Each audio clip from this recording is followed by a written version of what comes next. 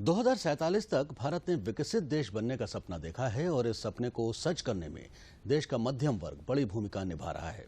ITR return के आंकड़ों के जरिए स्टेट बैंक ऑफ इंडिया और वरिष्ठ आर्थिक पत्रकार अनिल पद्मनाभन ने रिसर्च पेश किया है, जिसमें लगातार समृद्ध होते मध्यम वर्ग की सुनहरी तस्वीर देखने को मिली है। पीएम मोदी ने अपने लिंक्डइन पर भारतीय अर्थव्यवस्था को लेकर एक रोचक लेख में इन दोनों रिसर्च पेपर का जिक्र किया है।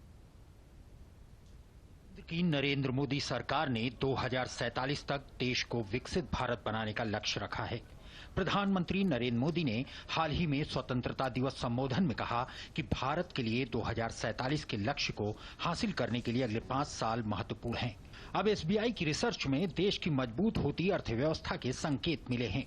एसबीआई रिसर्च का दावा है कि टैक्स देने वालों की औसत आय वित्त वर्ष 2022 में 13 लाख रुपए से बढ़कर वित्त वर्ष 47 में 49.9 लाख रुपए हो जाएगी। प्रधानमंत्री नरेंद्र मोदी ने अपने लिंक्डइन पर भारतीय अर्थव्यवस्था को लेकर एक रोचक लेख में 2 रिसर्च पेपर का जिक्र किया है। पहली रिपोर्ट एसबीआई रिसर्च की है, जिसमें कहा गया है कि भारत की प्रति व्यक्ति आमदनी में बीते 9 सालों में अभूतपूर्व बढ़ोतरी हुई है।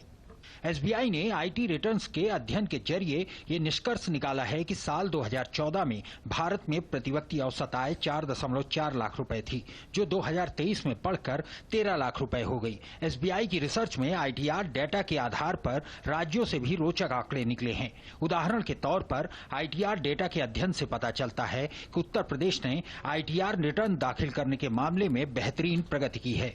जून 2014 में उत्तर प्रदेश से 1,65,000 रिटर्न दाखिल किए गए थे, जबकि जून 2023 में यह आंकड़ा बढ़कर 11,92,000 पर पहुंच गया। इसी रिपोर्ट में कहा गया कि मणिपुर, मिजोरम, नागालैंड जैसे पूर्वोत्तर राज्यों में 9 सालों में 20% की बढ़ोतरी दर्ज की गई है।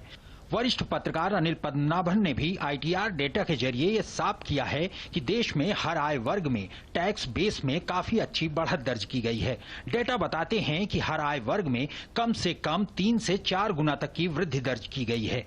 पीएम मोदी ने कहा कि यह डेटा दिखाता है कि न केवल लोगों की आमदनी बढ़ी है, बल्कि लोगों ने टैक्स अदा करने के अपने कर्तव्यों का भी ईमानदारी से पालन किया है, जो सरकार पर उनके विश्वास को दिखाता है।